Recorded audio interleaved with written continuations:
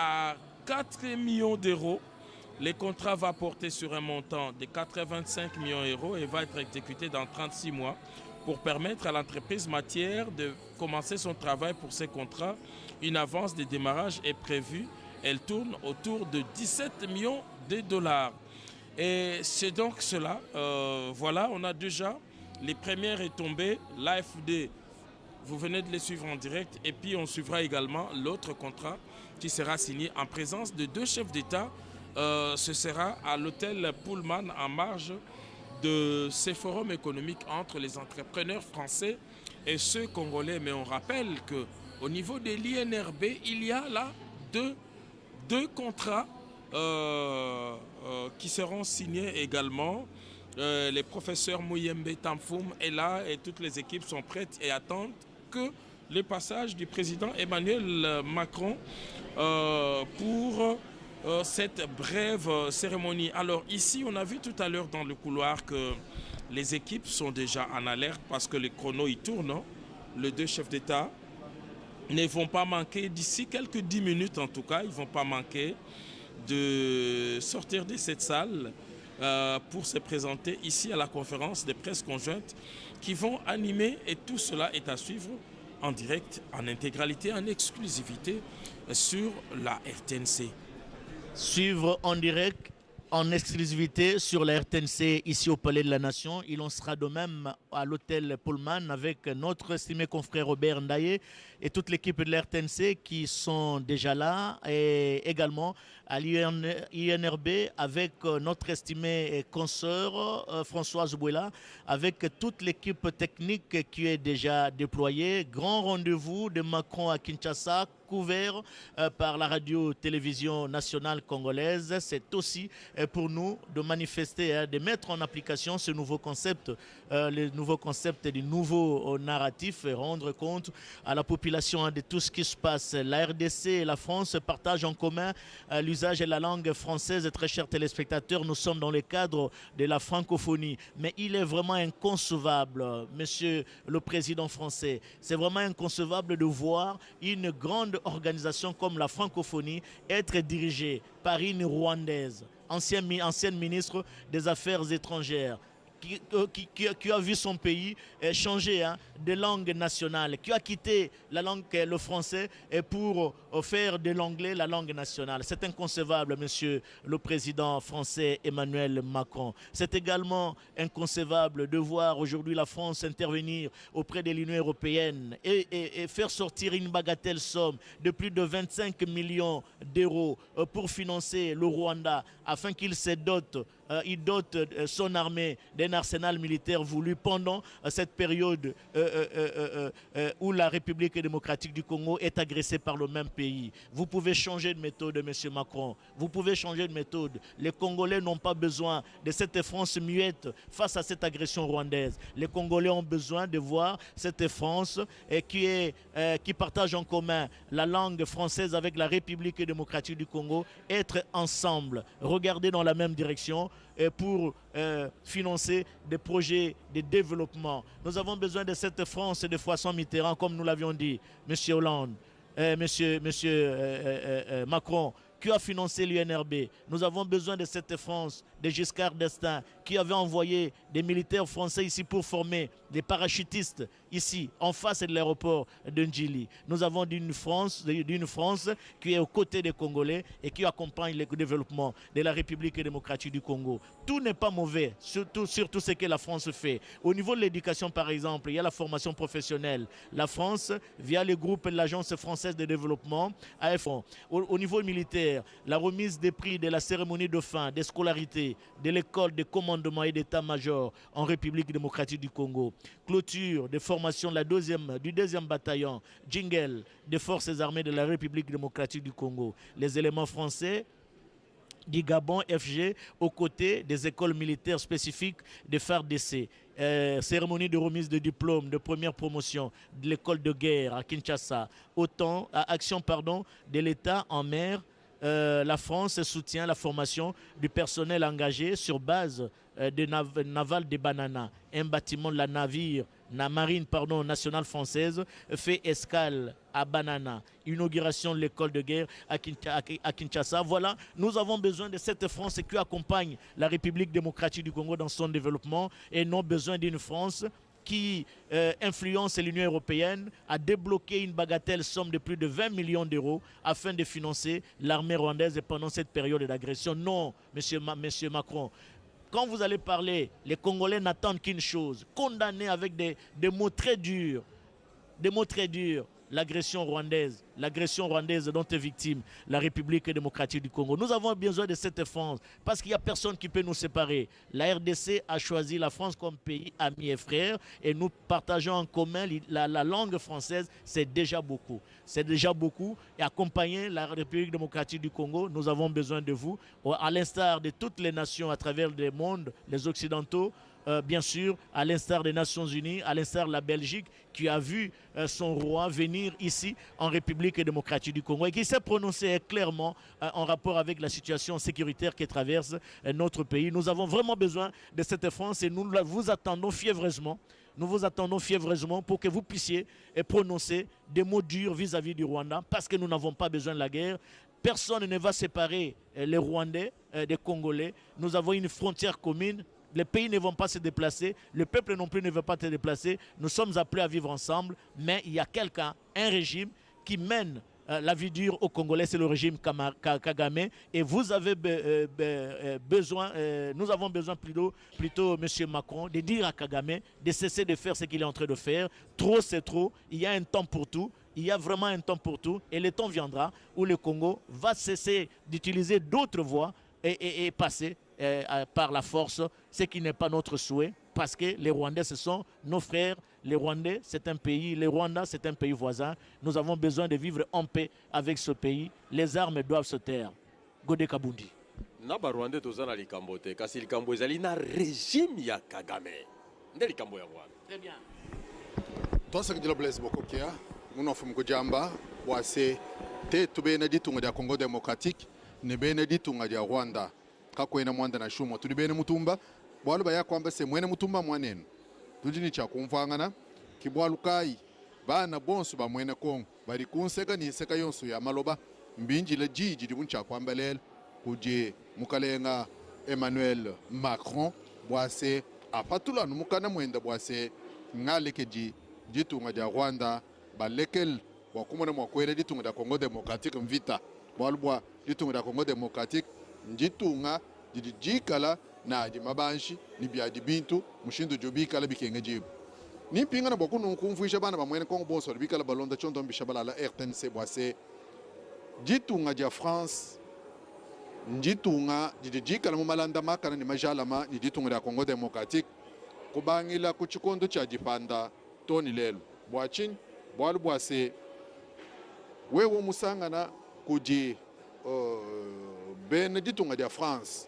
balombo di balombo la kala no sangana se mujumvanga namu muva mulela bumujinzu bumunena wabilala kulu bifita bunyi ujuba bikila se tour administrative wa RTNC mwasa kujumvanga na dia ditunga dia Congo ni ditunga dia France munda mwa chibambalo anyu mwa lupangwemu mujikabiji chilongelo chinen chidoba bikila se ICA nchasa anubwa kumona mushindo wakuikala kukolesha lungenyi lwabaka munakamba mulwine lupangwelo mwanda munena ujiko kujua kunumanyisha kabijibwase na shimu myanda ya bilwilu nenu bafika kubalongeshi basombele bikala kuluseka lwa centre supérieur militaire mukomine wangaliema ninu sangana kabidanu bwase kuji balongeshi badibikala baditunga ja France badibikala balomunu anubwa kulongesha hamyanda idimikala itangila bilwilu munda mwajetu ditunga ni mushindu kayo jukengela bwa kwenza bwa kumona mushindu wa kuchimuna vita anyi kupetangana ni bantu omboji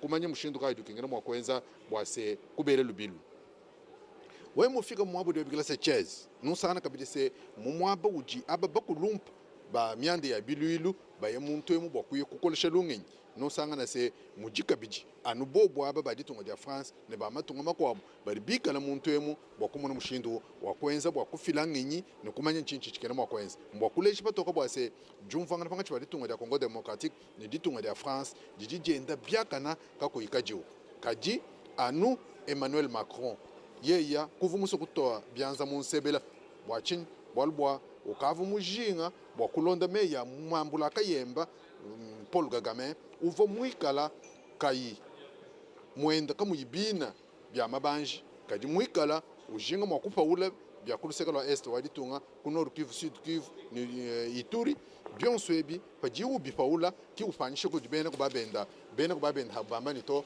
na nkofa to la kamukana apa bya munu mushindu watetu kartu bisumba na nko tumuto ampande kadi muikala muiva mangala kayemba bilikengere bya kana bwase bana ba mwene ko bons bari bikala batta fantem bari bajinga bwase akula ajadi ka patoka bwase toile ke ditunga ya Congo Democratique bana ba mu benda bajilekelela kuluseka est mabanji atujinawo amuna makwenza malama kwabo mu mutanche muno diba muna banuleja kavulambedi wa bukalenga bwa ditunga Jean-Michel Sama Lukonde bobo baribika la mu mwaba wa Mayuki wa 24 Novembre mbwa kumona mushindu wa kwenza bwase niba muna makuto bya alhamikanda nuba muna ni kudi Christophe Lutundula wa chibambalu cha chala byenyi wa ditunga ya Congo Democratique Moindo Nzangi wa mianda ya balonyi batulasa twakulu ni bajiko mkalen kabanda o jumika lutanga mianda ya defense byonso ebi mbokujadi kapatoka bwase ni batobya la famikanda ni kandidi mcha kutobya la famikanda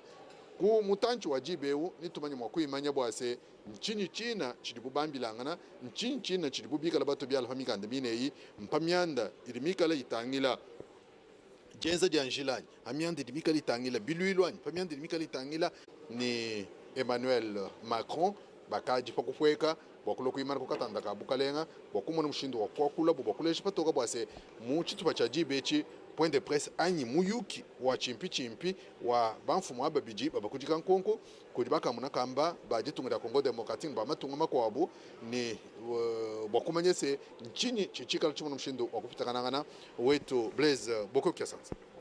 Merci beaucoup Godé Kabundi, très chers téléspectateurs. Les choses se précisent ici. Nous avions vu l'entrée dans cette salle du Premier ministre Jean-Michel Sama Lukonde et quelques membres du gouvernement. C'est pour dire que d'un moment à l'autre, ça sera la fin de ce tête-à-tête qui est allé au-delà d'une heure parce qu'il est 12 heures.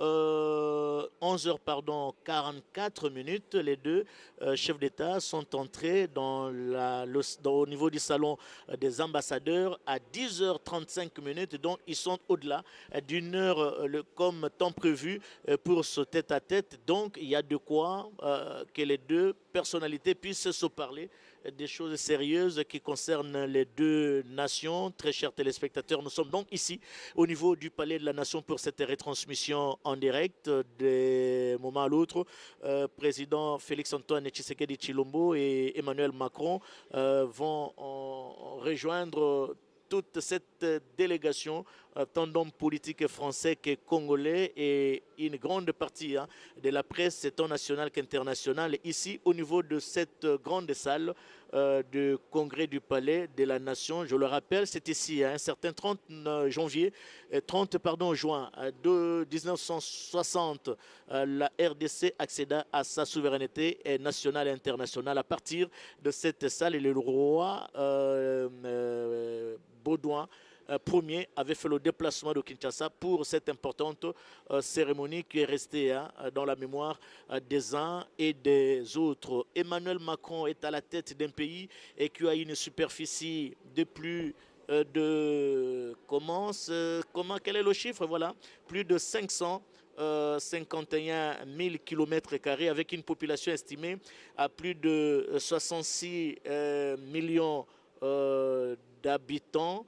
Capitale Paris, les principales villes de la France comme Lyon, Marseille, Lille, et le français, c'est bien la langue française parlée au niveau de la France et qui a un statut de république. Espérance de vie au niveau de la France, c'est au moins 85 ans. Les taux d'alphabétisation, 100% pour les femmes et pour les hommes, c'est dire que c'est un pays qui a vraiment investi au niveau de l'éducation avec comme ressources naturelles potasse, uranium, bauxite, lignite, charbon, bois, pêche et agriculture. Ils souhaitaient par la République démocratique du Congo, nous avons besoin de cette France qui donne des bourses aux Congolais pour aller étudier en France et dans les différents secteurs de la vie nationale. Personnellement, j'en suis bénéficiaire. J'étais bénéficiaire d'une bourse du gouvernement français. Je suis allé en France pour un stage sur la conception et la présentation du journal télévisé. Voilà, Monsieur Macron, nous avons vraiment besoin de cette France qui donne de bourses aux médecins congolais, qui donne de bourses aux agriculteurs congolais, qui donne de bourses aux juristes congolais, qui donne de bourses aux scientifiques congolais pour aller apprendre et apporter une plus-value dans leurs connaissances. Ce n'est pas une France qui soutient le Rwanda, qui finance le Rwanda, qui agresse la République démocratique du Congo. Non. Changez votre paradigme, changez votre direction de voir les choses. Nous avons besoin de cette France qui a toujours été aux côtés de la République démocratique du Congo. Depuis 1844-48, oui, depuis 1848, même avant que la RDC ne devienne un pays indépendant. Nous avons besoin de cette France. Nous avons vraiment besoin de cette France, M. Macron. J'espère qu'aujourd'hui, tous les Congolais, toutes les 26 provinces du nord au sud, de l'est à l'ouest, va vous suivre, ces Congolais, cette population congolaise, va vous suivre attentivement. Et j'espère que vous aurez l'occasion de vous prononcer clairement sur l'agression dont est victime la République démocratique du Congo. Nous disions que les choses se précisent d'un moment à l'autre. Les deux chefs d'État vont nous rejoindre dans cette grande salle, dans cet hémicycle du palais de la nation où 2 litrins sont dressés. Si J.R. Diakadi peut revenir sur cette image, 2 litrins sont dressés avant, l'un pour le président congolais, l'autre pour le président français. Et derrière ces litrins, vous allez voir qu'il y a 2 drapeaux derrière chaque litrin. Du côté congolais, c'est le drapeau de la République démocratique du Congo avec les drapeaux de l'Union africaine. Et du côté français, c'est le drapeau de la France avec le drapeau de l'Union européenne. C'est à partir d'ici que les 2 chefs de l'État vont descendre pour rejoindre cette grande salle. Et vous le remarquez, ces cavaliers sont là depuis l'arrivée des 2 chefs d'État. Ils sont là postés, c'est leur rôle, c'est le rôle qu'ils jouent au niveau de la garde républicaine. Ils vont descendre par là et nous rejoindre ici. Et nous serons très attentifs à suivre surtout le message du président Macron. Le message du président Tshisekedi a toujours été le même, il n'a jamais changé. Il appelle le chat par son nom ou le chien par son nom. Il ne passe pas sur le dos de la cuillère pour parler du mal qu'apporte le Rwanda en République démocratique du Congo. Il ne passe pas sur le dos de la cuillère pour parler de Kagame, avec son régime qui mène la vie dure aux Congolais. Il y a combien de populations déplacées à l'est du pays qui vivent dans des conditions on ne peut plus difficiles et préoccupantes. Trop, c'est trop, monsieur le président Macron. J'espère qu'il sera aujourd'hui une opportunité pour vous de vous adresser directement à Paul Kagame, à son régime et à l'air valet du M23, de nous laisser libres. Nous avons besoin d'organiser les élections. Nous avons besoin d'organiser les élections. C'est prévu pour cette année, au mois de décembre. Et comment on peut aller aux élections pendant qu'il y a une partie du territoire qui est touchée par cette guerre d'agression dont nous sommes victimes? C'est injuste de la part surtout d'un grand pays et comme la France qui partage en commun l'usage de la langue française que la République démocratique du Congo jusqu'à Kousema. Cela fait un peu plus d'1 heure maintenant depuis que le président Félix-Antoine Tshisekedi Tshilombo et son homologue Emmanuel Macron se sont enfermés dans le salon des ambassadeurs pour leur entrevue en tête à tête.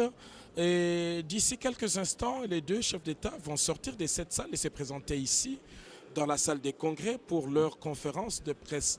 Cela se précise parce que leurs collaborateurs respectifs ont déjà pris leur place ici. On a vu le Premier ministre Jean-Michel Sama Lukonde, le vice-premier ministre et ministre des Affaires étrangères, Christophe Lutundula Apanapelapala qui est ici, Patrick Mouyaya Katembwe, ministre de la Communication et Médias, a pris place, Nicolas Kazadi, ministre des Finances, on a vu le ministre de l'Enseignement supérieur. Bref, on a vu également José Mpanda, le ministre de la Recherche scientifique, et le ministre de la Justice également, Rosmo Tombo, a été aperçu dans cette salle. Donc voilà des officiels qui sont ici, sans compter les directeurs des cabinets adjoints, les conseillers spéciaux, les conseillers principaux, les conseillers spéciaux du président de la République, Félix-Antoine Tshisekedi Tshilombo, qui sont ici, qui vont assister à cette conférence de presse.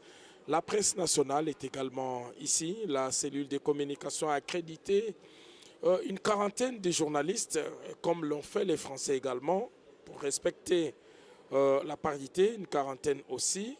Et nous allons tous avoir les deux chefs d'État qui vont arriver ici. Ils vont prendre cet escalier, ces marches, sur cette image devant nous.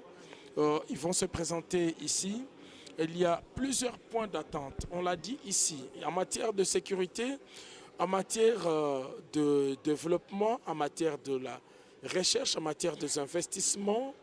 Bref, dans plusieurs domaines, on voudrait voir la coopération, la RDC bénéficier de ce partenariat, de ce nouveau partenariat privilégié entre la République démocratique du Congo et la France.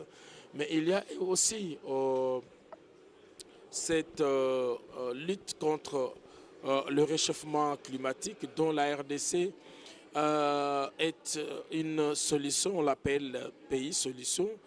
Et s'il est de plan dans ce sens-là, je crois que les deux chefs d'État ne manqueront pas de les évoquer ici. Alors tout se précise. C'est vrai que vous ne le voyez pas sur ces images, mais nous, à partir de cette salle, on le voit.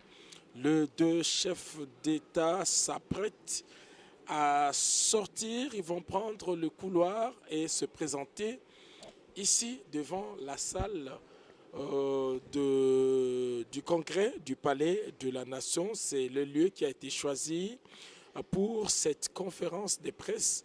Les deux chefs d'État prendront la parole librement et puis ils seront questionnés par quelques journalistes français comme congolais sur des questions brûlantes d'actualité et d'autres qui attirent l'attention de la presse ici au Palais de la Nation. Alors nous rappelons dans le même temps les restes du programme du séjour du président français. Après l'étape du Palais de la Nation, le président Macron va se diriger à l'INRB où l'attend Dr Mouyembe et son équipe.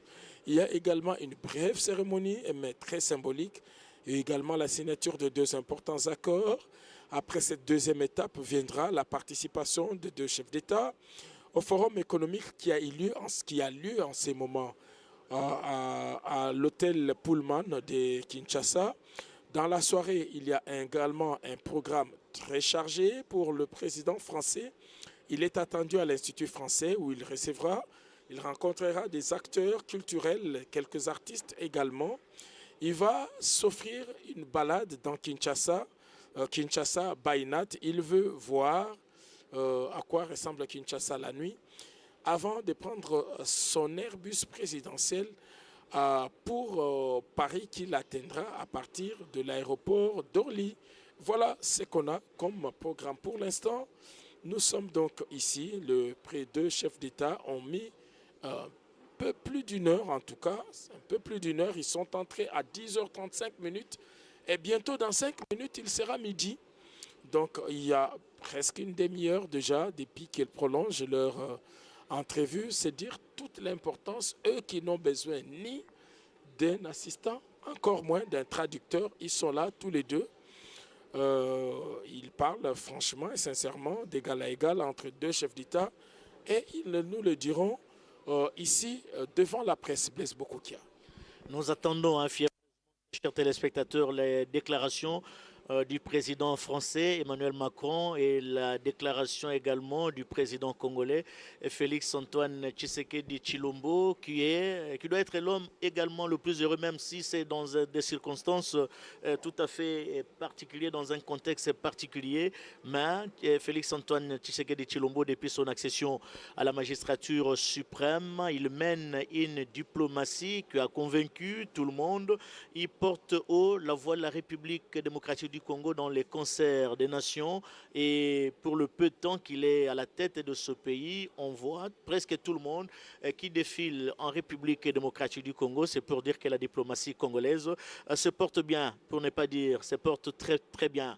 Très chers téléspectateurs, plus d'une heure depuis que les deux chefs d'État sont en tête à tête pendant qu'ils sont tête à tête, il y a le ministre congolais Nicolas Kazadi qui a procédé à la signature de quelques accords avec l'Agence française de développement. Nous saurons dans les heures qui suivent les domaines concernés par cet accord. D'autres accords seront signés tout à l'heure à l'hôtel Pullman où il y a un forum économique qui se tient actuellement et le président congolais, son homologue français Emmanuel Macron vont s'y rendre pour assister justement à la clôture de ce forum. Notre temps fort, Giscard vous a rappelé, c'est bien l'étape de l'UNRB où se trouve présentement notre consoeur Françoise Bouela. Et là, le président français va visiter cet institut de recherche biomédicale créé depuis 1984, inauguré le 5 décembre 1984. Et ce jour-là, il y avait un jeune médecin congolais surdoué nommé Muyembe Tamfoum. C'est lui le tout premier dirigeant de cet établissement. Il est encore là. Il y est. Il s'est bâti une réputation en matière de recherche.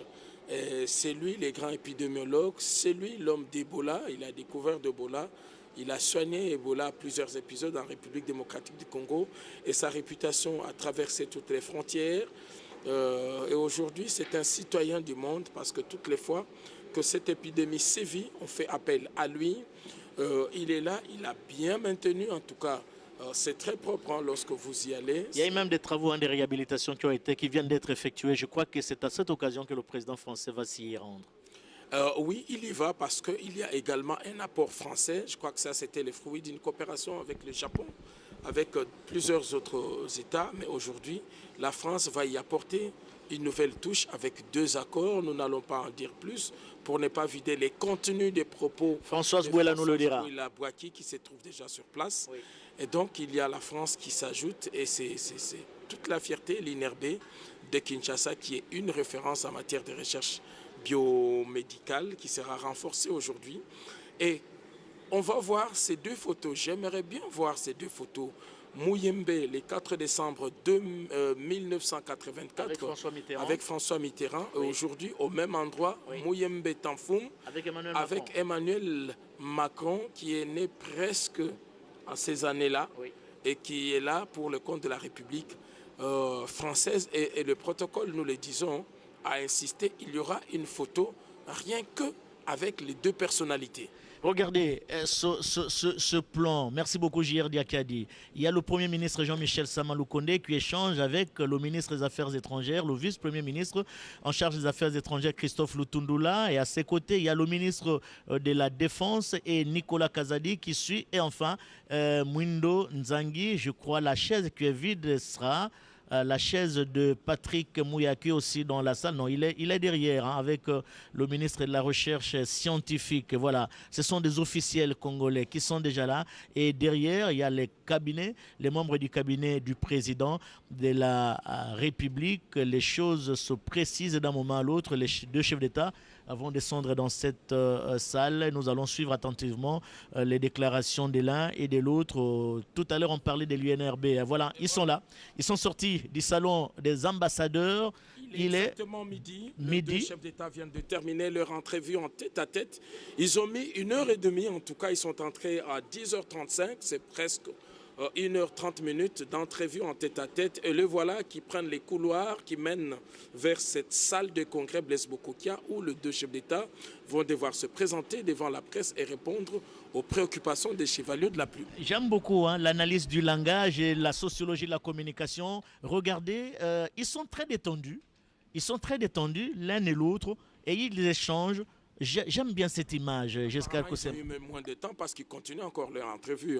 Oui, tout en marchant. Ils vont rejoindre d'un moment à l'autre cette salle, très chers téléspectateurs. Et ça sera le moment fort de cette rencontre entre les 2 personnalités. Moment fort en tête-à-tête, bien sûr, mais moment fort ici, parce que nous avons besoin de suivre ce qu'ils se sont dit à huis clos, en tête-à-tête. Et ils font les rentrer dans cette salle mythique du Palais de la Nation. Nous le rappelons ici, la RDC accéda à sa souveraineté nationale et internationale le 30 juin 1960. Nous allons écouter. Merci, veuillez vous asseoir.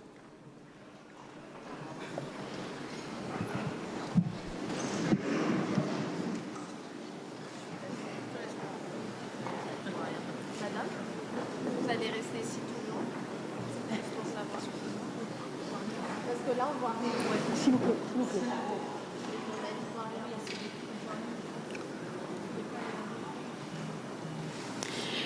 Excellences, Messieurs les présidents de la République démocratique du Congo, de la République française, bonjour et bienvenue à ce point de presse. Monsieur Macron, bienvenue encore une fois en RDC. Nous allons prendre les questions des journalistes du côté français et côté congolais. Nous avons 2 questions de chaque. Mais avant cela, Monsieur le Président de la RDC, Monsieur Félix Tshisekedi, vous venez de recevoir votre homologue français pour un tête-à-tête. Est-ce qu'on peut savoir quelles sont les conclusions de ces échanges et qu'est-ce qu'on peut dire sur la relation franco-congolaise? Où est-ce que nous en sommes? Merci, Madame. Avant toute chose, je voudrais souhaiter la bienvenue au président de la République française, le président Emmanuel Macron. Cher Emmanuel, tu nous fais un grand plaisir de venir en ce moment à Kinshasa, capitale du pays où nous sommes victimes d'une agression injuste et barbare. C'est dans le malheur, dit-on, qu'on reconnaît les amis et le président Macron est là pour ça. Les relations entre la République démocratique du Congo et la République française sont au beau fixe. Et après la discussion que nous avons eue, le président Macron et moi, je peux dire que nous avons tracé les pistes d'une coopération encore plus importante. Vous savez que le président Macron a dernièrement esquissé les grandes lignes de sa nouvelle vision de la politique française en Afrique.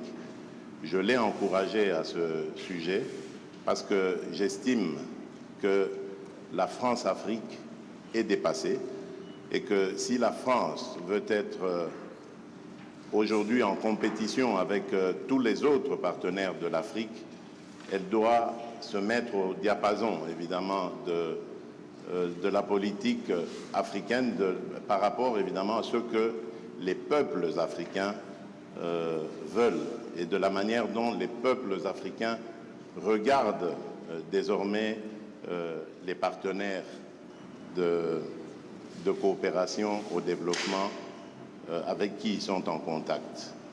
Je me suis réjoui d'apprendre de la part du président français que cette approche est aussi la sienne et que je lui laisserai évidemment le soin de préciser cela et que, moi j'allais dire, cela va dans le sens évidemment des intérêts de l'Afrique.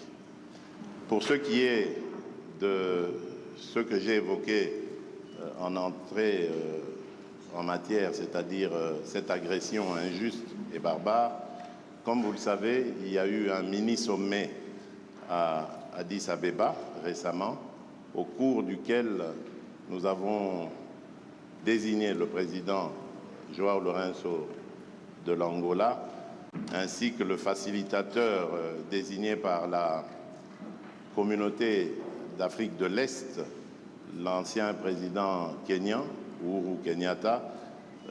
Nous leur donc avons confié la mission d'approcher les rebelles, les terroristes du M23 et le processus est en cours. Je n'en dirai pas plus. De mon côté, j'ai reçu des émissaires du président João Lourenço. J'ai eu l'occasion d'en parler au président Macron, qui lui-même a récemment visité l'Angola et rencontré le président Lourenço, et il peut aussi, s'il le veut, dire ce qu'il en pense.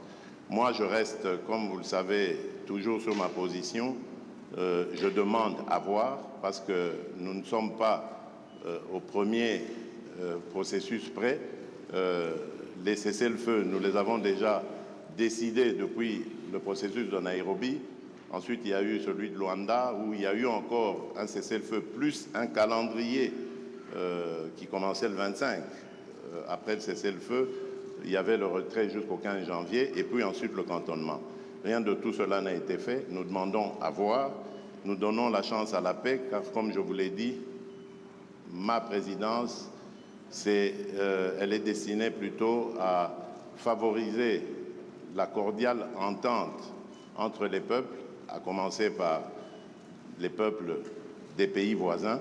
Donc je ne mettrai jamais d'entrave à tout ce qui peut aller dans le sens de respecter ou de promouvoir plutôt le processus de paix et de stabilité dans la région. Pour le reste, nous avons parlé des problèmes d'échange économique, des attentes qui sont celles de la RDC. Et là, j'ai eu vraiment le plaisir de constater qu'il y a un engouement certain de la part de la France à vouloir s'engager aussi dans cette compétition que j'évoquais tout à l'heure, dans le business, dans les affaires en République démocratique du Congo, dans des partenariats que nous voulons gagnant-gagnant, que tout le monde s'en sorte heureux et avec le sentiment d'avoir réalisé des partenariats qui sont satisfaisants.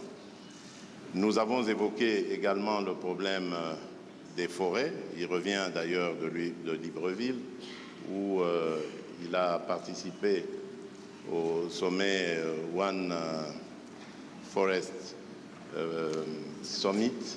C'est un sommet qui a pris en compte, qui s'est plutôt attardé sur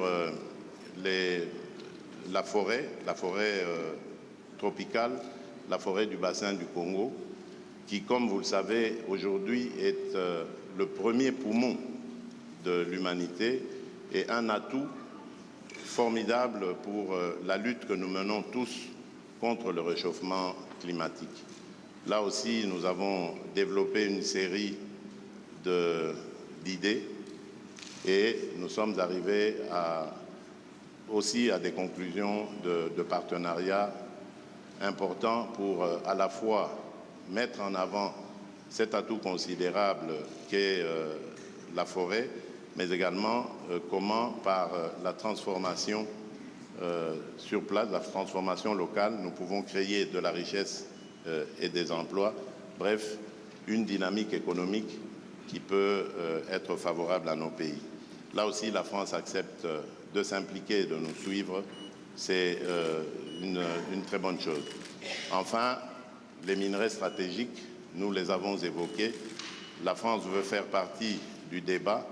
Ce qui m'a le plus intéressé, c'est ce partenariat qui va être conclu, je crois, avec la firme française BRGM, qui va nous apporter son savoir-faire et nous accompagner dans la certification de nos minerais, la cartographie, et plus tard, évidemment, ça nous aidera à pouvoir mieux exploiter ces domaines.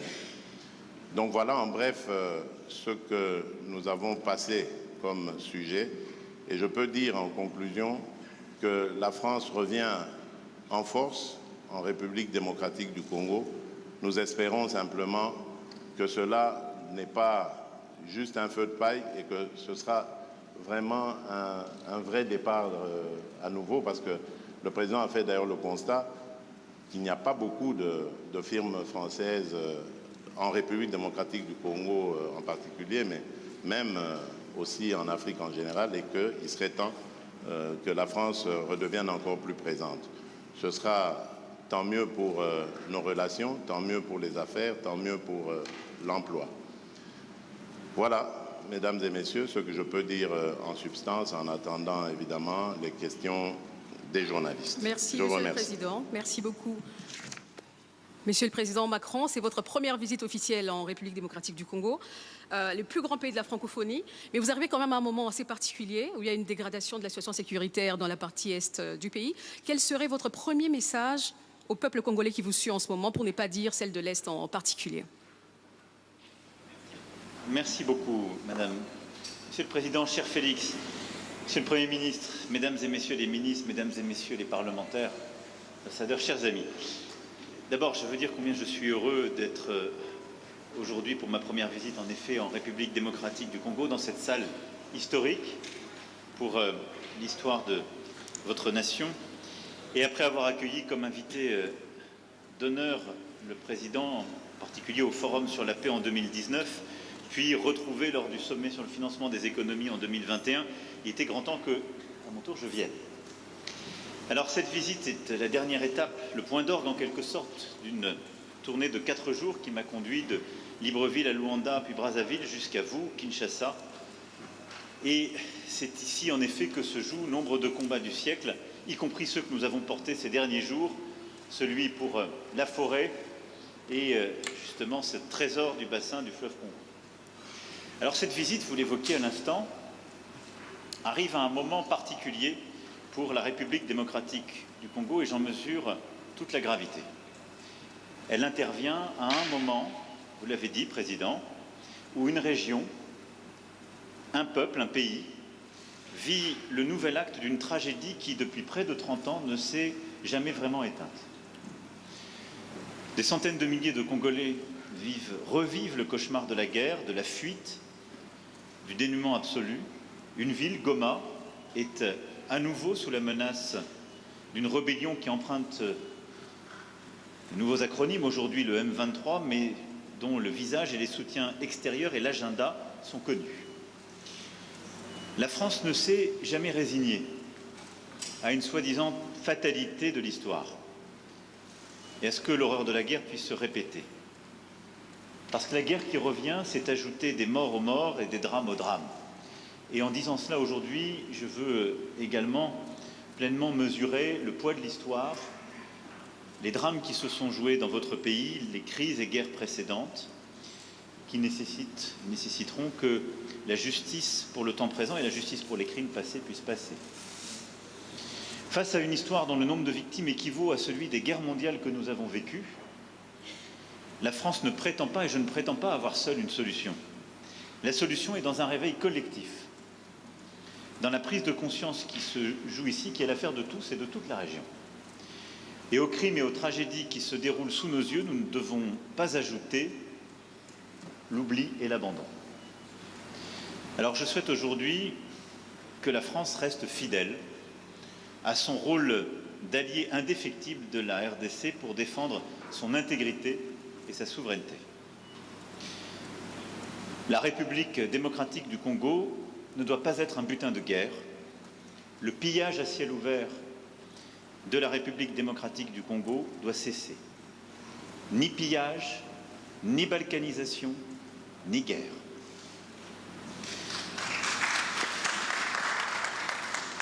C'est le sens même de ma présence aujourd'hui, dire à tous qu'il ne peut d'ailleurs y avoir 2 poids 2 mesures entre la tragédie qui se joue en Ukraine, sur le territoire européen, et celle qui se joue sur le sol africain.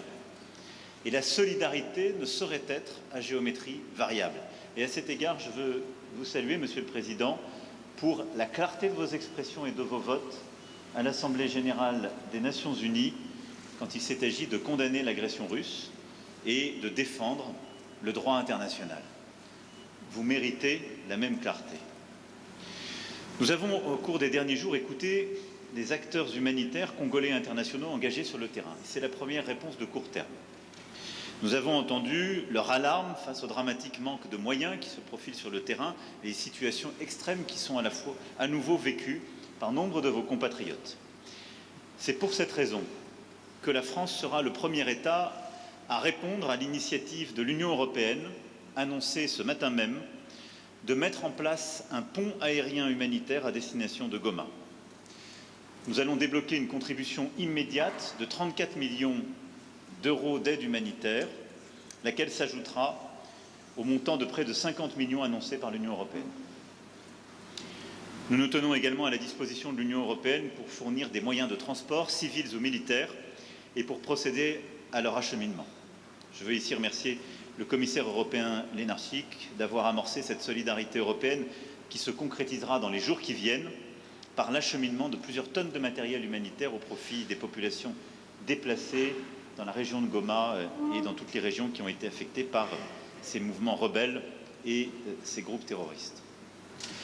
Le rôle de la France, c'est aussi de tout faire pour qu'il y ait un chemin vers la paix. Pour cela, chacun doit être à la hauteur de ses responsabilités. J'ai parlé il y a quelques instants au secrétaire général des Nations Unies, Antonio Guterres, qui est engagé pour faire jouer aux Nations Unies leur rôle indispensable, et je l'en remercie. Et donc ensemble, nous devons travailler, Union européenne, Union africaine, organisations sous-régionales, pays de la région et Nations Unies, à ce qu'on chacun donc apporte sa contribution pour enfin imposer la désescalade et la paix. À cet égard, je veux ici dire tout notre soutien au processus de Luanda et de Nairobi. Et suite à la dernière réunion qui s'est tenue en marge du sommet de l'Union africaine à Addis Abeba, notre soutien à la médiation que vous avez confiée. J'étais hier avec le président Lourenço, nous avons eu un très long échange sur le sujet et le plan qui est aujourd'hui sur la table, qui a été agréé par tous, qui est en train d'être mis en œuvre, j'en suis convaincu, est le bon, à condition évidemment qu'à chaque étape il soit respecté et que le chronogramme qui a été décidé à partir du 28 février soit dûment respecté. Cessez-le-feu sur le terrain, mécanisme de vérification sous supervision angolaise, cantonnement du M23 sur votre sol, processus de désengagement, désarmement et réinsertion, déploiement de forces régionales, et je veux ici remercier les Kenyans, j'espère que les autres rejoindront, et je veux ici dire que nous serons évidemment mobilisés pour aider au financement, et désescalade dans un premier temps, retour à une paix durable ensuite. Tout ça est ce qui nous a longtemps manqué, mais tout ça dépend évidemment des pressions politiques, diplomatiques, économiques, pour que cela soit respecté. À cet égard, la discussion que j'ai eue avec le président, la discussion que nous avons eue avec le président Lourenço, la discussion que j'ai eue ce matin avec le président, cher Félix, et l'échange que j'ai pu avoir avec le président Kagame m'a démontré une chose, tous m'ont apporté un soutien clair au cessez-le-feu pour mardi prochain, qui est prévu dans le chronogramme, sur lequel se sont engagés aussi les représentants du M23 qui sont allés voir le président Lourenço. Nous verrons maintenant si chacun respecte la parole donnée.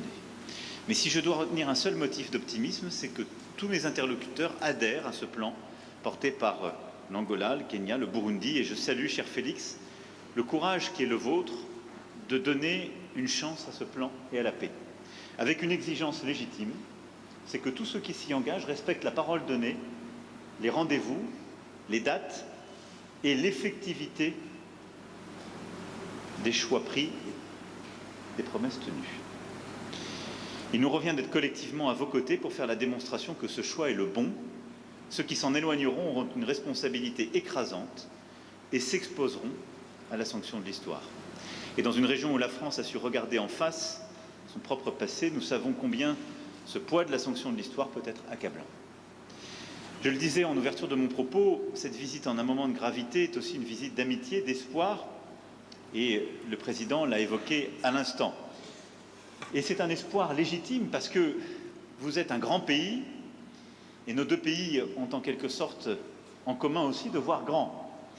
Et pour transposer un mot célèbre du général de Gaulle, le Congo ne peut être le Congo sans la grandeur. Et donc, aucun pays d'Afrique n'est plus doté que le vôtre de richesses de toutes sortes et une capacité à saisir un destin d'exception. C'est pourquoi nous souhaitons bâtir un partenariat nouveau sur plusieurs axes. D'abord, vous aider à la pleine souveraineté sur le plan sécuritaire et militaire. Nous sommes déjà les premiers partenaires en termes de formation militaire de la RDC. Nous souhaitons faire davantage parce que la condition pour qu'il y ait dans la durée la fin des pillages, la fin du risque de balkanisation que j'évoquais, c'est qu'il y ait le retour de l'État régalien et des conditions de cet État régalien partout sur le territoire. Nous souhaitons être des partenaires dans la durée de ce travail. Formation, équipement, capacité à être à vos côtés, ça correspond au nouveau partenariat qui est le nôtre. Deuxièmement, c'est sur le terrain économique, vous l'avez dit. Nous allons cet après-midi, dans une conférence économique illustrait ce que je disais lundi. Nous répondons aux demandes qui sont les vôtres. On ne vient pas plaquer des solutions. On vient avec des entreprises de toute taille, de tous ordres et beaucoup d'entreprises nouvelles. Nous assumons d'être là, y compris pour défendre nos intérêts économiques, et on le fait en amenant avec nous toutes les compétences, et y compris les Européens. Et je me félicite que 2 commissaires européens seront à nos côtés cet après-midi. C'est pas simplement la France, mais la France et l'Europe, sur la base d'un partenariat équilibré et respectueux, et des services urbains si importants pour vous, on l'évoquait ensemble, du numérique jusqu'au domaine minier, où nous souhaitons travailler avec vous pour bâtir un cadre de confiance qui permettra une exploitation au service des Congolais, dans les meilleures conditions scientifiques, permettant justement la coopération et notre expertise. C'est, je crois, la clé de ce partenariat économique qui nous permettra aussi de faire mieux. Parce que l'Afrique est un théâtre de compétition. Il faut que cette compétition se fasse dans un cadre loyal, qui serve les intérêts des populations, qui aide à lutter contre la corruption, mais où nous avons notre place à jouer, ni plus ni moins. Ensuite, après le sécuritaire et l'économique, c'est la science et la recherche. J'aurai cet après-midi l'occasion et l'honneur d'être reçu par le professeur Mouyembe, découvreur du virus Ebola, dans ce fleuron de la recherche scientifique congolaise et africaine qui est l'Institut national de recherche biomédicale. Et je veux ici d'ailleurs rappeler combien la France a été engagée dans cette lutte contre le virus Ebola, avec les meilleures équipes de l'INSERM, de plusieurs de nos laboratoires, combien nos chercheurs, nos épidémiologistes sont venus. Yves Lévy avait eu cette mission confiée il y a quelques années, ici même, et je veux saluer cette coopération, mais l'INRB, dans le séquençage des virus les plus dangereux, dans la lutte contre la pandémie de Covid-19, dans la formation d'étudiants venus de toute l'Afrique, prouve tout ce qu'on peut accomplir quand notre coopération se donne les moyens. Et sur ce modèle qui est un fleuron de la coopération franco-congolaise, je souhaite qu'on aille beaucoup plus loin, et la ministre de l'Enseignement supérieur et de la Recherche pourra illustrer cette volonté dans de nombreux domaines d'échanges scientifiques et universitaires. Je souhaite aussi que nous puissions le faire dans les domaines de climat et de biodiversité autour de la question des forêts, si importante et que vous avez réévoquée. Enfin, voir les choses en grand, c'est le voir aussi pour la culture congolaise, c'est votre puissance. Il faut l'exercer, c'est votre intérêt, c'est le nôtre, d'avoir en Afrique et dans le monde, si je puis dire, l'équivalent d'un Nigeria francophone. Les créateurs et entrepreneurs qui nous accompagnent avec la ministre amènent avec eux, outre un immense intérêt pour leurs homologues congolais, tous les outils et les réseaux pour l'aider à se développer dans nombre de domaines nouveaux. Jeux vidéo, séries télévisées, bandes dessinées, e-sport, univers virtuel. De nombreux domaines où la créativité, le génie congolais a sa place à jouer, sa vocation, et qui sont des moyens d'expression, de partage pour nos jeunesses, des moyens aussi de création, de développement de nos industries culturelles et créatives extrêmement importants. Et dans ce cadre, je veux ici dire combien, à mes yeux, la langue française n'est pas simplement un trait d'union, mais un trésor en partage dont vous êtes devenu le centre de gravité. Plusieurs présidents de la République sont venus avant moi ici pour parler de francophonie. Et lorsque François Mitterrand s'est rendu à Kinshasa en 1984, parler de francophonie, la défendait ici, la France était 2 fois plus peuplée que votre pays. Je viens ici devant vous en vous parlant de francophonie et en assumant totalement que vous êtes le premier pays francophone par votre démographie. C'est une force, une fierté, mais dont il faut tirer toutes les conséquences. C'est une communauté de langues, de valeurs, de solidarité, de progrès, d'exigence. C'est aussi une communauté de création, de dynamisme. Et je suis convaincu que la vocation qui est celle de la République démocratique du Congo est de prendre toute cette place, la première, dans la francophonie de demain. Et je souhaite qu'ensemble, on puisse bâtir les prochains rendez-vous et en particulier des annonces fortes lors du sommet pour la francophonie que nous aurons organisé en France en 2024. Merci beaucoup. Merci, Monsieur le Président. Nous allons donc passer à la phase questions-réponses. Merci. Alors, nous allons commencer par Michel Kifinda de Radio Kapi qui a une question, je pense, sur les aspects sécuritaires. Michel Kifinda, vous avez le micro. Merci. Je suis Michel Kifinda Ngoy de Radio Kapi. Ma question va s'adresser à Monsieur le Président Emmanuel Macron. Monsieur le Président, la mémoire congolaise retient d'une façon fraîche que la France a joué un rôle pertinent dans le génocide rwandais et surtout dans l'entrée des FDLR en RDC avec l'opération turquoise. Vous vous rappelez, il y a eu un couloir humanitaire. On a fait entrer des militaires avec armes et munitions malgré l'opposition de l'autorité congolaise. Aujourd'hui, la RDC a déjà enregistré plus de 10 millions de morts. On est victime de notre solidarité. Comment la France compte-t-elle résoudre personnellement, puisque vous étiez là et c'est vous qui avez fait entrer ces militaires, cette problématique de la sécurité dans l'Est et comment comptez-vous réparer le préjudice causé à la population congolaise? Ça, c'est le premier aspect de ma question. Le deuxième aspect de ma question, Monsieur le Président, puisque tous les rapports des experts des Nations Unies, Amnesty International et autres, attestent la thèse d'une agression rwandaise sous couvert du M23, nous constatons que la France n'est pas assez chaude à condamner le Rwanda, à demander des sanctions, puisque vous siégez au Conseil de sécurité des Nations Unies, mais vous le faites avec agressivité contre la Russie. Pourquoi cette léthargie du côté congolais, Vous sentez-vous plus coupable de la mort de 800 000 Rwandais plutôt que de 10 millions de Congolais? Qui plus est, vous avez même donné 20 millions de dollars au Rwanda, pays agresseur à la RDC. La RDC peut-elle toujours continuer à considérer la France comme un pays ami? Merci, Monsieur le Président. Merci, Michel. Merci pour vos questions. J'ai dit dans mon propos introductif, et je vous le redis avec beaucoup de clarté, que la France est un allié de la RDC, continuera de l'être. J'ai dit avec beaucoup de clarté comment nous voyons la situation aujourd'hui, condamnant toute forme de pillage, de balkanisation, de menace de la souveraineté de votre pays. Je suis prêt à ouvrir tous les dossiers de l'histoire. Je l'ai fait avec le Rwanda. Si c'est le souhait du président Tshisekedi, je suis totalement favorable à ce qu'il y ait une commission d'historiens qui puisse assigner les responsabilités aux uns et aux autres. Vous avez rappelé une page sombre de l'histoire de la région. La France a assumé d'ouvrir tous ses livres et de la faire écrire par des historiens de manière totalement indépendante. Je pense que vous avez fait un raccourci qui, lui, n'a rien d'historique ni de juste entre le rôle qu'a pu jouer la France et la situation dramatique que j'évoquais et la guerre, la deuxième guerre, avec les millions de morts dans votre pays dont je rappelais la gravité. Donc je récuse le raccourci que vous avez fait et la responsabilité qu'on pourrait assigner à la France, parce que je suis pour la vérité, mais toute la vérité, je ne suis pas pour prendre tous les fardeaux. J'essaie de prendre les miens, et c'est déjà bien. Donc oui, pour une commission d'historiens, pour faire ce travail, s'il vous semble utile, s'il semble utile au président, et donner les faits. Ensuite, soyons clairs, quelle est la situation depuis 1994 ? Plusieurs pays de la sous-région, il n'y en a pas qu'un, plusieurs, sont rentrés dans votre pays et plusieurs groupes rebelles y ont prospéré, captant d'ailleurs beaucoup de richesses minières économiques qui devraient revenir à votre peuple.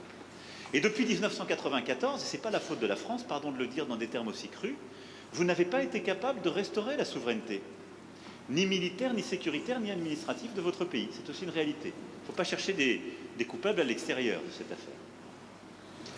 Et donc, on en est dans cette situation qui a conduit à des drames absolus, à cette deuxième guerre, à des millions de morts, qu'on ne doit pas oublier, à la nécessité aussi, ce qui est une responsabilité qui doit se faire ici, ce n'est pas la France ou d'autres de le faire, de mettre en place une vraie justice, une justice transitionnelle, qui est la clé pour que celles et ceux qui parfois ont tué soient jugés. Et parfois, ils évoluent encore, ils sont là, ils sont encore avec des responsabilités. Comment voulez-vous qu'il y ait une paix durable et de la confiance dans un pays quand la justice n'est pas passée? Ne demandez pas, n'accusez pas la France pour quelque chose qui dépend de vous, là. C'est une réalité aussi. Mais très clairement, sur cette situation, depuis 30 ans, a pris un tour inacceptable. Donc voilà, oui pour faire la vérité sur l'histoire, non pour prendre tous les fardeaux. Et si on est clair, soyons clairs jusqu'au bout et assignons toutes les responsabilités, y compris les responsabilités congolaises, y compris les responsabilités de la sous-région. Bâtissez une armée solide, construisez la sécurité et le retour de l'État partout sur le territoire, faites passer la justice transitionnelle pour que vous n'ayez pas des coupables et des criminels de guerre encore en responsabilité ou sur le terrain. Soyez intraitables avec tous les voisins de la région quand ils viennent vous piller et nous serons à vos côtés. Je ne peux pas être plus clair sur ce sujet. La clé dans la durée, on l'évoquait avec le président Tshisekedi. C'est très clairement d'avoir la capacité de tenir tout le territoire et un discours de vérité avec toute la sous-région, parce qu'on ne peut pas rester sur un modèle économique qui consiste à ce que des ressources soient prises ici pour permettre, en quelque sorte, la stabilité économique de voisins. À ça s'ajoute un devoir aussi qui est de répondre à la menace terroriste. Je l'évoquais tout à l'heure rapidement. Les ADF sont des groupes qui n'ont pas de proxy régionaux. Ce sont des groupes terroristes sur votre sol qui menacent la stabilité et qui peuvent s'étendre, on l'a vu dans d'autres régions africaines, avec des conséquences terribles. Et ces mouvements terroristes islamistes, il faut aussi les combattre, c'est une question de sécurité nationale. Ensuite, pour ce qui est du M23 et des sanctions, j'ai toujours été très clair, et la France a constamment condamné le M23 et tous ceux qui le soutiennent. Et je suis ici pour que chacun prenne ses responsabilités, y compris le Rwanda. Aujourd'hui, la région assume ses responsabilités en mettant un plan de désescalade sur la table. Il est à ses premiers pas. D'abord, il marque une convergence entre des mécanismes qui étaient séparés jusqu'alors. Ensuite, il commence à fonctionner. En tout cas, je le regarde avec beaucoup d'estime, d'amitié, si je puis dire, et de soutien. Et nous sommes d'accord, y compris avec le président Tshisekedi, pour appliquer ce plan et donner une chance à la paix. Donc nous avons une opportunité de résoudre, je l'espère, la question du M23. Nous avons aussi l'opportunité de traiter, ce faisant, si ce plan avec son chronogramme sont appliqués, enfin la question des FDLR. Donc je vais être très clair, ce n'est pas aujourd'hui qu'on doit tout bousculer. Aujourd'hui, il faut donner une chance à ce plan, à la médiation angolaise, à l'engagement des uns et des autres résultats. Mais je serai tout aussi clair. Ceux qui feront obstacle à ce plan, et on le verra sur le terrain, puisque dans le cadre de la médiation, il y a un mécanisme de vérification sous pilotage angolais, qui pourra dire qui respecte, qui ne le respecte pas, avec des observateurs indépendants. Ceux qui feront obstacle à ce plan savent à quoi ils s'exposent, y compris à des sanctions. Merci. Alors, nous avons Madame Leroux, Valérie, de l'agence France Presse, AFP. Oui, la première question s'adresse à Monsieur le Président Tshisekedi. Êtes-vous satisfait des annonces qui ont été formulées par votre homologue français et considérez-vous que la France a clarifié sa position sur la situation dans l'Est du pays comme les Congolais le réclamaient? La deuxième question est pour Monsieur le Président Macron. Vous êtes aujourd'hui à Kinshasa dans un pays qui se prépare à une échéance électorale importante à la fin de l'année. Craignez-vous, comme un de vos ministres des Affaires étrangères a pu le formuler dans le passé, qu'il y ait de nouveaux compromis à l'africaine pour la prochaine élection à venir, comme cela avait été formulé lors de l'annonce de la victoire de M. Tshisekedi? Et toute petite question supplémentaire, Monsieur Macron, vous avez beaucoup insisté durant votre tournée sur la fin de la Centrafrique, de la France-Afrique, pardon, excusez-moi. Votre visite hier à Brazzaville et les images du président français aux côtés de son homologue Sassou Nguesso ont été interprétées par beaucoup comme une forme de reliquat du passé. Est-ce qu'à ce jour, on peut dire que la réalité impose peut-être de maintenir, de garder certaines pratiques du passé? Merci, Madame. Les annonces du président français, bien évidemment, sont satisfaisantes, mais c'est encore sur le plan théorique. Il faut attendre de voir la pratique. Nous remercions la France et l'Europe pour ce soutien combien important à apporter aux déplacés de guerre, à nos compatriotes déplacés de guerre. Mais là, je dois préciser que j'avais fait une proposition pour accompagner cette aide à ces déplacés. J'ai faite tout à l'heure au président Macron. C'est celle d'apporter plutôt une aide au retour et non pas une aide à demeurer dans les conditions infrahumaines que ces déplacés de guerre vivent en ce moment. L'aide au retour aura l'avantage à la fois de ramener évidemment ces déplacés dans leur lieu de résidence habituel, mais aussi de mettre la pression sur le processus de paix, l'exécution du processus de paix, c'est-à-dire cessez-le-feu et retrait, parce qu'au moment où les populations feront mouvement vers leur localité d'origine, les terroristes du M23 devront quitter ces lieux. Et enfin, chose importante, ça donnera la possibilité, cette fois-ci, à la Commission électorale nationale indépendante de déployer ces machines et d'ouvrir ces bureaux pour enregistrer les électeurs. Parce qu'en ce moment, je vous le rappelle, nous sommes déjà en phase du processus électoral. Les électeurs sont en train d'être enrôlés. C'est déjà fait dans la partie ouest du pays. Actuellement, nous sommes dans la partie centre et la partie est. Le seul problème reste au niveau des zones de troubles où nous avons besoin que l'ordre revienne ainsi que la stabilité afin de pouvoir continuer avec le processus électoral. Sinon, nous risquons d'avoir un retard considérable qui impactera sur la date prévue par le calendrier. Pour le reste, c'est comme je l'ai dit, je demande à voir, surtout au niveau des sanctions, parce que je reste dubitatif quant à la bonne foi de ceux qui nous ont agressés. Il n'y avait aucune raison, je le rappelle, qui justifiait cette agression, si ce n'est que des raisons économiques, mais propres au Rwanda, instigateur de cette agression. Maintenant, la question est de savoir est-ce que le Rwanda peut se passer de ce pillage systématique de la République démocratique du Congo qui date maintenant d'une vingtaine d'années. Et si c'est le cas, ben ça se vérifiera à travers ce processus. Et si ce n'est pas le cas, c'est là que je vérifierai les propos et les engagements du président Macron par rapport aux sanctions à prendre contre le Rwanda, et ça, il faut le préciser. Je vous remercie.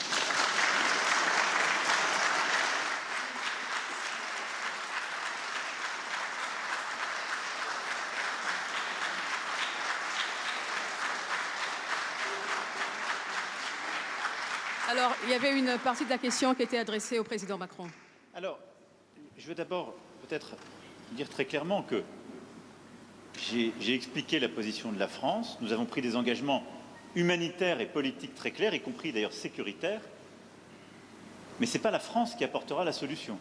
Et je le dis ici avec beaucoup de clarté et d'humilité. Et je pense que c'est à la fois l'honnêteté et c'est la condition pour pouvoir être heureux. Parce que si on attend trop de quelqu'un ou si on arrive là dans le sentiment qu'on pourrait résoudre tous les problèmes, on finit tous malheureux. C'est pas vrai. Bon, ensuite, je l'ai dit au président, moi je soutiens le processus. Je fais confiance aussi à l'engagement du président Lourenço. Et j'espère en quelque sorte ne pas avoir à aller jusqu'aux sanctions, parce que ça voudra dire que le chemin aura été respecté. Et je pense que tous ici dans cette salle, c'est ce que vous préférez. Parce que c'est ça qui permet d'éviter la guerre et de recouvrer une situation de stabilité. Enfin, sur les questions humanitaires, je voudrais distinguer deux choses. Il y a le pont humanitaire qu'on a décidé qu'on va financer de court terme, et il faut le faire parce que c'est livrer du matériel médical, de quoi se nourrir dans des situations d'urgence. Et ensuite, il y a la question de réfugiés et de déplacés, et je souscris à ce qui a été dit par le président, et nous accompagnerons ce mouvement sur la fois le retour de ces populations vers des lieux qui auront été libérés par les M23. Puis le président m'a aussi parlé d'autres camps de réfugiés, cette fois-ci côté Rwandais. Sur ce qui est des élections à venir, il y a un calendrier, il y a un engagement. La France a toujours été très claire, c'est-à-dire là aussi, je pense que si on veut que les choses marchent, il faut partir avec de la confiance et se donner les moyens de la confiance. Et donc qu'il y ait un processus loyal, qu'il y ait une commission nationale indépendante qui suive le processus, avec des personnalités incontestables d'un point de vue politique et neutre, et qu'il y ait des systèmes d'enregistrement et d'organisation du vote qui soient au meilleur standard, et qu'il y ait des observateurs régionaux, internationaux, déployés partout, avec peut-être d'ailleurs une association des communautés religieuses pour que de manière très locale, il puisse y avoir des observations dans chaque bureau de vote. et qu'il y ait un processus de confiance qui soit mis en place. Donc moi, j'ai confiance en cela. Je sais combien le président Tshisekedi, qui est le fruit d'une alternance politique, est attaché à la clarté démocratique. Il n'y a aucune raison pour que les choses ne se passent pas dans les meilleures conditions. Et le rôle de la communauté internationale, c'est d'y aider en fournissant les moyens, la bonne organisation et le reste. Pour ce qui est de la France-Afrique, dont vous avez parlé, et de la fin de la France-Afrique et du fait qu'il n'y ait plus de France-Afrique, je ne suis pas sûr qu'on soit dans le meilleur pays pour en parler. Pas une façon de me défausser. Absolument. Mais c'est une réalité, là aussi. Mais qu'est-ce que ça veut dire? Ça veut dire qu'on assume tout et qu'on part d'un nouveau pas. Le président Sassou Nguesso est président depuis longtemps dans son pays. Bon, c'est pas le choix de la France. Ça fait 14 ans qu'il n'y avait pas eu un président français qui était là-bas, et c'est normal que ce ne soit pas le choix de la France, parce qu'il se trouve qu'il n'est pas président français. Donc, quand on va au Congo-Brazzaville, parce qu'il faut humilier personne quand on fait une tournée régionale, ça ne me choque pas particulièrement que le président français rencontre le président du Congo. Voilà. Alors après, la question, c'est qu'est-ce qu'on lui dit? C'est pas pour lui servir la soupe. Et donc, j'ai tenu un discours cohérent avec ce que je vous disais lundi, qui est celui de bâtir des nouveaux partenariats. Une politique pour le climat et la forêt qui correspond à nos ambitions et l'application de ce qu'on a lancé à Libreville. Une politique culturelle nouvelle en défendant justement les artistes, y compris les plus insolents et les plus innovants. De nouveaux partenariats en matière économique pour les petites et moyennes entreprises, pour faire davantage là-bas et améliorer le cadre d'affaires, ce que je lui ai demandé parce qu'il n'est pas bon aujourd'hui. Donc c'est une politique exigeante, sincère, d'avenir. Voilà. Mais si on se met en quelque sorte dans une situation qui consiste à dire partout où il y a des dirigeants qui ne sont pas élus aux meilleurs standards démocratiques ou ceux qui nous plaisent, ou qui sont là depuis trop longtemps, il n'y a plus de déploiement de la France ou de partenariat, bah vous serez les premiers à m'expliquer le lendemain qu'il n'y a plus de politique de la France du tout et qu'il n'y a plus de présence de la France. Donc, on fait avec les dirigeants qui sont là, avec respect. Donc il y a du respect, on en doit à la fois au président Sassou Nguesso et à son peuple. On le fait en constatant nos accords et nos désaccords et en essayant de bâtir une politique d'avenir et en disant ce qui ne va pas quand ça ne va pas, ce que j'ai fait hier. Donc je pense que c'est cohérent. Mais c'est exigeant. C'est le fruit de... C'est le propre exactement de ce que nous sommes en train de faire avec le continent africain. Je pense qu'il le mérite parce que c'est un immense continent d'avenir avec lequel on a une histoire plurielle, si je puis utiliser ce terme, multiple, mais qui est un continent que j'aime. Merci beaucoup. Monsieur le Président, vous avez une réaction par rapport à la question qui a été posée? Oui, je voulais réagir par rapport à cette question sur le compromis à l'africaine, enfin ce petit commentaire, pour dire que, voyez-vous, madame, c'est justement ça qui doit changer dans nos rapports avec la France en particulier, mais l'Europe en général, l'Occident. Votre façon de voir les choses lorsqu'elles se passent en Afrique. Quand il y a des irrégularités aux élections américaines, on ne parle pas de compromis à l'américaine. Lorsqu'en France, il y a plusieurs années maintenant, lors des années Chirac, il y a eu un scandale sur des électeurs décédés qu'on a fait voter, on ne parlait pas de compromis à la française. Je crois qu'il doit y avoir du respect dans la considération que nous avons les uns envers les autres. Nous n'avons aucunement l'intention de galvauder l'opinion de nos électeurs. Le processus électoral est entamé.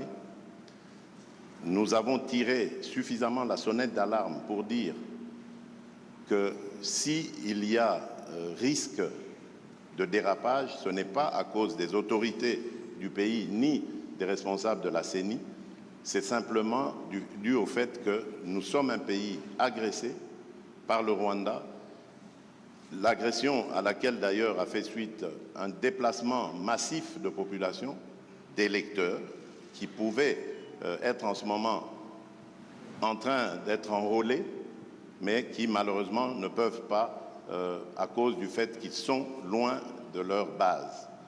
Et à cause de cela, nous risquons de prendre du retard dans l'enrôlement.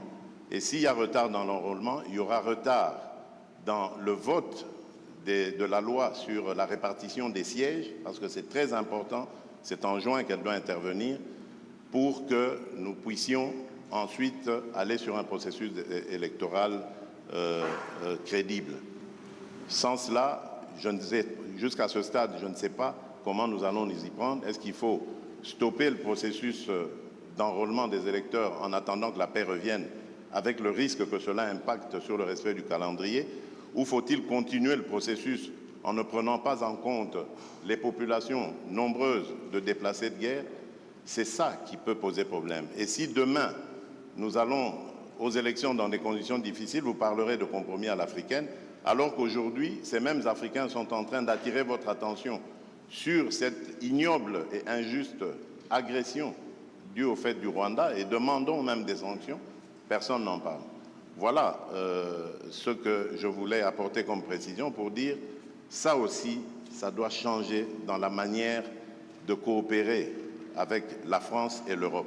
Regardez-nous autrement, en nous respectant, en nous considérant comme de vrais partenaires, et non pas toujours avec un regard paternaliste, avec l'idée de toujours savoir ce qu'il faut pour nous et non pas pour...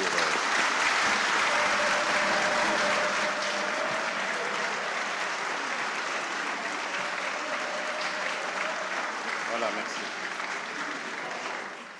Je pense que le président Macron a une réaction. Malgré les vivas, si le président Tshisekedi m'y autorise, je voudrais apporter un commentaire au commentaire. Je m'explique. D'abord, je pense que c'est très bien parce qu'on lève beaucoup de malentendus à travers ce jeu de ping-pong. D'abord, je veux que vous sachiez que quand il y a des problèmes électoraux aux États-Unis d'Amérique ou en France, la presse française en parle. Elle les dénonce, elle l'explique, elle s'en saisit et elle en parle de manière aussi intraitable qu'elle le fait quand elle parle de vous. Donc il n'y a pas de double standard. Ce qui serait inquiétant, c'est si la presse française n'en parlait pas pour vous, mais elle en parle aussi pour nous. Mais pas de compromis. Non, mais elle parle de tout, elle parle de malversation quand il y en a. Elle parle beaucoup plus, elle va beaucoup plus loin, il n'y a pas de sujet. Elle essaie de dire la vérité, c'est le travail d'une presse indépendante. Et donc, il ne faut pas être choqué que la presse, quand elle a écho, quand elle entend des oppositions qui disent qu'il y a des problèmes, vous pose la question. Ce serait un double standard si elle disait on est en Afrique, donc on ne pose même pas la question, ce n'est pas un sujet. Non, elle pose la question, mais elle le fait aussi chez nous. Chez nous. Et il se trouve que chez nous, quand il y a des malversations politiques, je ne voudrais pas que des malentendus s'installent, y compris quand on fait référence au président Chirac, il y a des procès qui sont faits. Et les gens sont condamnés, parce qu'il y a une justice indépendante. Donc il y a une presse indépendante et une justice indépendante. Ça crée une démocratie qui est parfois vibrante. Alors je ne dis pas que c'est... on se fait attaquer, mais c'est très bien. Ça permet les alternances démocratiques et ça permet de bâtir par cette maïotique une vérité. Ça, c'est la première chose. Ne croyez pas qu'il y a un double standard, ça n'est pas vrai. Ne croyez pas que ce soit de l'irrespect, ça n'est pas vrai, parce que les journalistes français, européens ou américains posent les mêmes questions à leurs dirigeants chez eux. La deuxième chose, et ça me permet d'insister, parce que le président a parlé de la France en répondant à la question. Quand un ou une journaliste française pose une question, ça n'est pas le gouvernement de la France. Et c'est bien comme ça. Mais il ne faut pas tout confondre. Non, parce que, non, mais ce n'est pas une position de la France. Je faisais allusion... Parce qu'il n'y a pas de... Je faisais allusion au propos de Le Drian. Lui, il est officiel français. Oui, mais... Le compromis à l'africaine, c'est Le Drian, ce n'est pas la journaliste. C'est exact, mais ce compromis... Mais cette formule, président, on sait d'où elle est sortie et on sait le contexte électoral. Non, mais on sait le contexte électoral. Et il n'y avait pas de caractère de mépris dans la formule de Jean-Yves Le Drian. À Nairobi, d'ailleurs, grâce à toi, on a pu s'expliquer avec... Et la France a beaucoup œuvré, vous le savez ô combien, pour qu'il y ait alors une alternance, qui n'aurait pas été à ce moment-là un mécanisme spontané. Je ferme cette parenthèse, mais je voulais faire cette précision. Pardon. Merci, très bel échange. Alors, je pense qu'on va peut-être réduire la phase questions-réponses. Il nous en reste 2. Alors, messieurs les journalistes, vous ne posez votre question que si elle n'a pas encore été posée ou s'il n'y a pas eu de réponse apportée. Alors, on va prendre une autre question congolaise. Monsieur Patient Ligodi de Actualité.cd, il est par là. Merci beaucoup. Au président Emmanuel Macron, je suis désolé de revenir là-dessus. En décembre dernier, la secrétaire d'État Chrysoula Zakoro-Poulou a ouvertement condamné au nom de la France le soutien apporté par le Rwanda au M23. 3 mois plus tard, qu'est-ce qui fait qu'au plus haut niveau, vous n'arrivez toujours pas à le faire pour Pourquoi la langue lourde sur cette question? Monsieur le Président, pourquoi le mot agression est considéré comme un mot tabou? Votre homologue juste à votre côté l'a prononcé 6 fois, j'ai compté. Pourquoi avez-vous du mal à nommer l'agression rwandaise alors que tous les rapports indépendants le disent et le prouvent?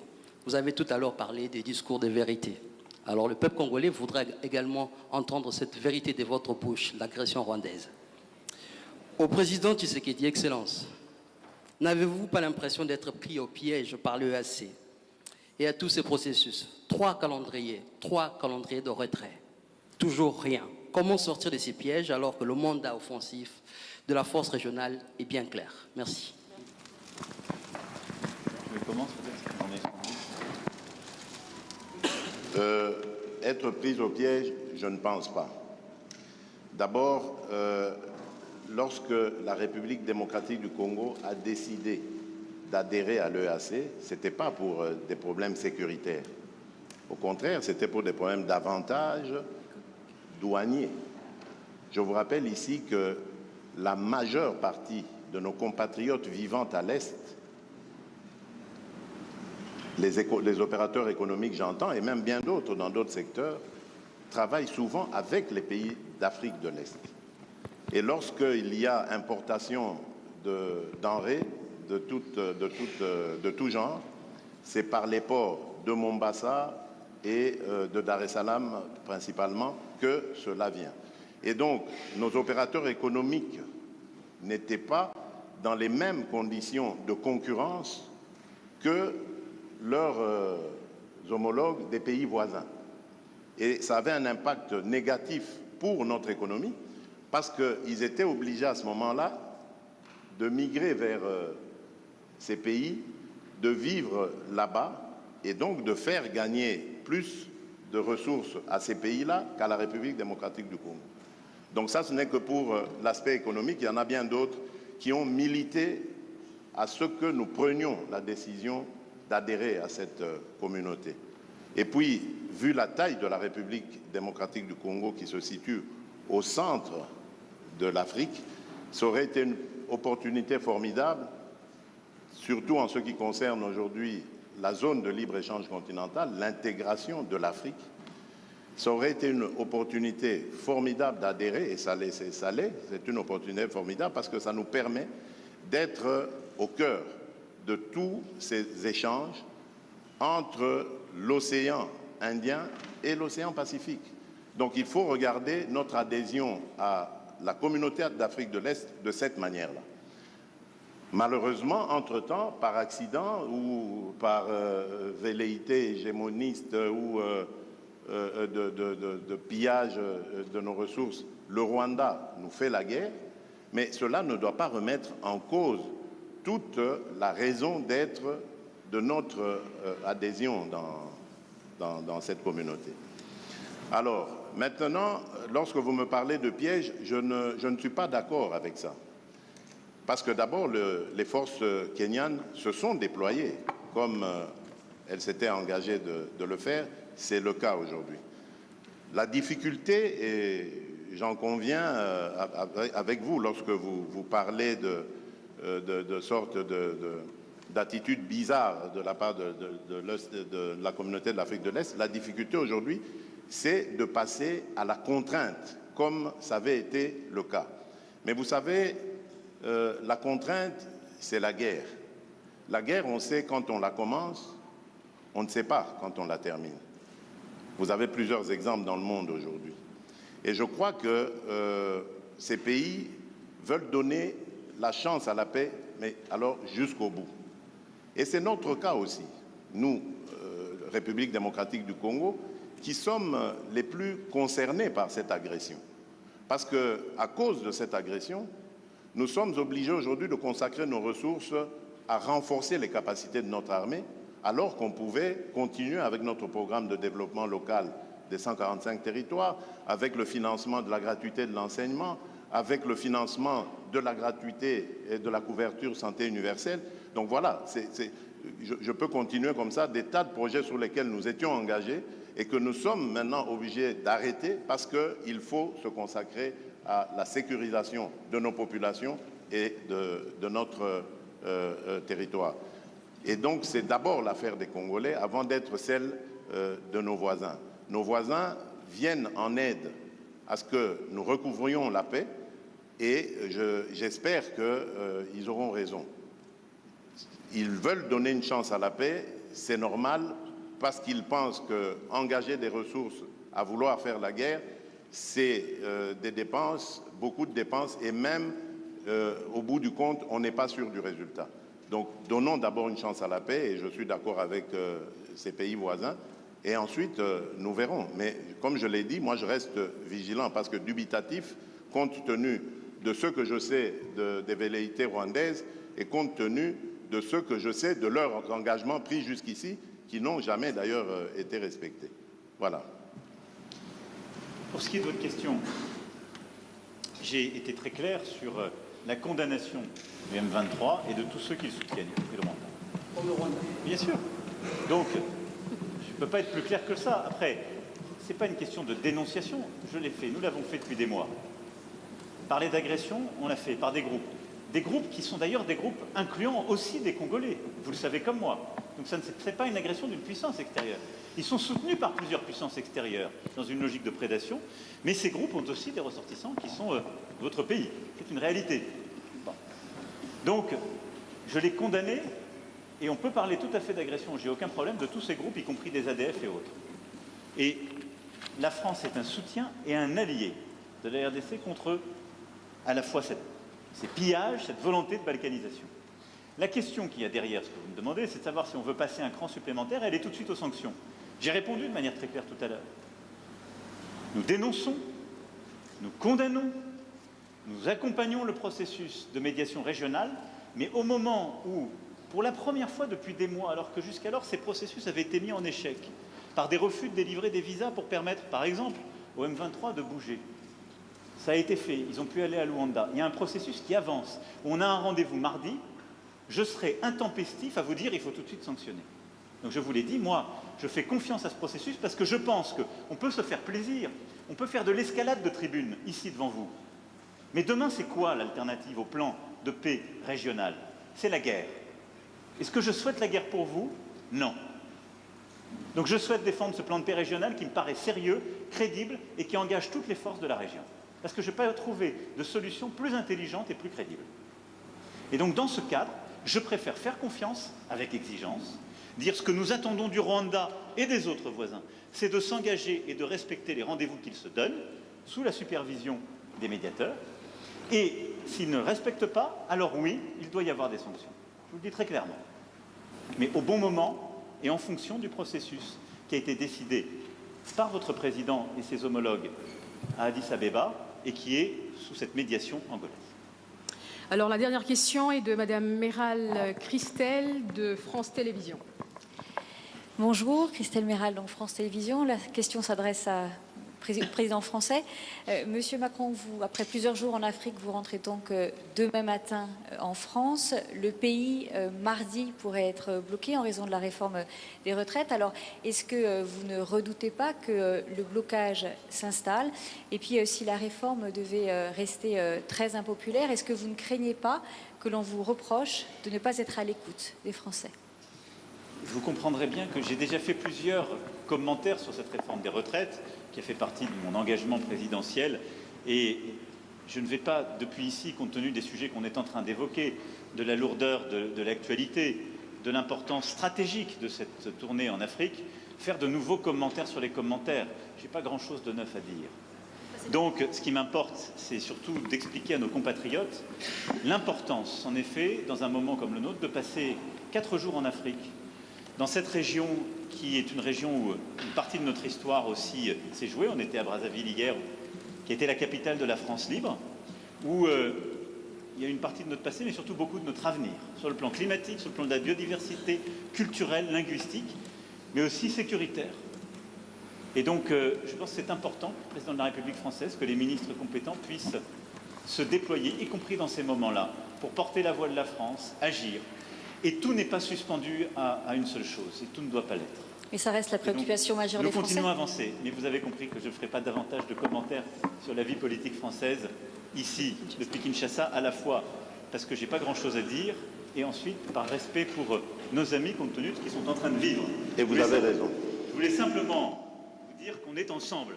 Tsotsa Elongo, Tuko Pamoja, Tuji Pamwa, Betukele Kimvuka.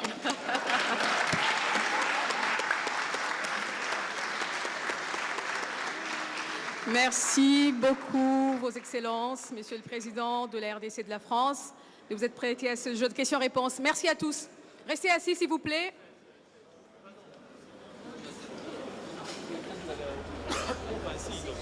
L'un et de l'autre, qu'est-ce que nous pouvons retenir de ce jeu de questions-réponses avec la presse tant nationale qu'étrangère? D'abord, ce rendez-vous a tenu toutes ses promesses, sans tabou, sans fioriture, en français. Les deux chefs d'État ont été poussés jusqu'à leur dernier retranchement, surtout le président français. La question lui a été clairement posée en ce qui concerne son attitude par rapport au Rwanda, et sa réponse est claire, sans les nommer. Il condamne les M23.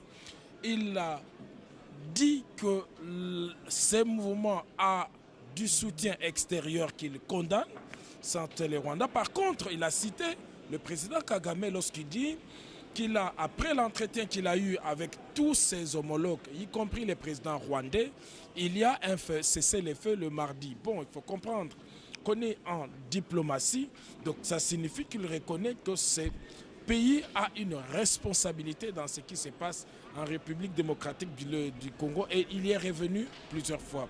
Il a annoncé l'aide humanitaire, 34 millions de dollars pour rien que la France, qui s'ajoute à 50 millions de dollars qui sont déjà mobilisés par l'Union européenne pour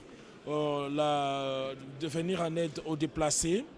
Et le président de la République a même fait une objection pour dire, pour lui, plutôt que d'aller aider ces déplacés dans des situations actuelles où ils se trouvent, il vaut mieux le faire dans leur milieu d'origine. Donc, il faut d'abord aider ces déplacés à gagner et recevoir cette aide chez eux. Oui. Apparemment, cette objection a été acceptée parce que la France annonce l'arrivée imminente des moyens civils et militaires pour le rapatriement des déplacés. Mais là, le président Macron a insisté pour dire qu'il a obtenu, même si notre chef de l'État reste dubitatif, il a obtenu un cessez-le-feu pour le mardi prochain, le mardi 7 février. Les armes devraient se taire parce qu'en même moment, le Luanda venait de publier également un communiqué en français allant dans le même sens pour dire que tous ont pris des engagements. Donc le M23 aujourd'hui sont isolés. Aujourd'hui, ils sont considérés comme des terroristes parce que leurs méthodes sont terroristes. Leurs soutiens sont également dévoilés, le Rwanda. Et on attend d'eux ces rendez-vous de mardi prochain pour voir... Nous espérons que cette fois-ci, ils vont respecter. Sinon, et dans le cas contraire? Dans les cas contraires, la République démocratique du Congo va user de tout son droit de souveraineté pour défendre l'intégrité du territoire congolais, mais aussi les amis, les vrais amis de la République démocratique du Congo sont là et ne cessent d'apporter leur soutien pour qu'enfin la RDC puisse recouvrer. Mais au moins, une autre phrase qui est importante pour le chef de l'État français, qui dit qu'ils ne vont jamais supporter, autoriser la balkanisation parce qu'il y a un plan clair pour le Rwanda qui commence déjà à réclamer des terres.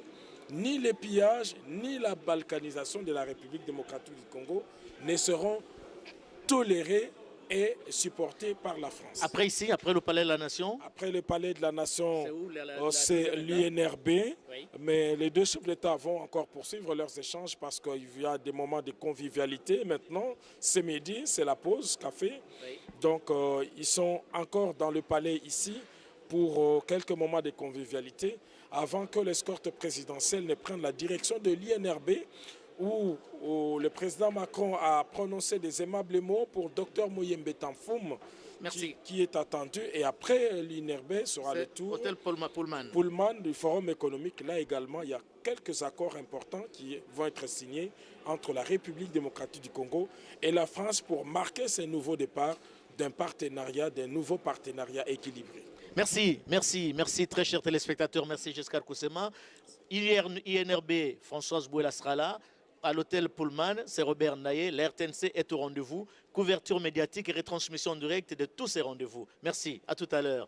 Merci beaucoup à vous, très chers téléspectateurs, de nous avoir suivis. Merci à toute la grande équipe de la RTNC ici présente, équipe chapeautée par JR Diakadi. Affectueusement, je l'appelle Dieu le Père. Merci à tout le monde. Nous aurons le plaisir de vous retransmettre en direct les rendez-vous du palais de l'INRB et les rendez-vous de l'hôtel Pullman. Merci et à la prochaine.